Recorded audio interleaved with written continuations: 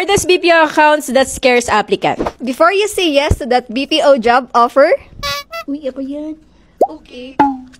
Ask what account that you're getting into. Kasi, not all accounts are created equal. Some will train you, some will drain you. All industry have a tough rules. Pero sa BPO, wrong account can ruin your work-life balance. Deadlines, pressure, toxic metrics, lahat yan, naramdaman natin. And minsan, hindi mo na alam na sobrang demanding na pala until you're already drowning. In BPO, the usual suspects are collection, telco, outbound sales, and tech support. They're often labeled hard account for a reason. High average handling time, high rate customer, quotas, and low training support. Minsan, kahit hindi ka pa ready, doon ka agad nilalagay. Here's the truth. According to JobStreet, 58% of BPO workers left their job due to account-related stress, not salary. So if you're struggling, it's not just you. Tips. Ask about the account type before you sign in. Collection and outbound roles have a higher burnout rates. Look for account with support system in place and realistic expectation. Ask early. Ano account ito? Inbound or outbound ba? Or may proper training? Your mental health depends on your answer. A good company doesn't just fill seats. They assign you sa mga accounts na fits sa skills mo at may support growth. At Orbital Services, we match your skills with an account where you are trained, supported, and set up for success. Follow Orbital Services to find jobs that fits you.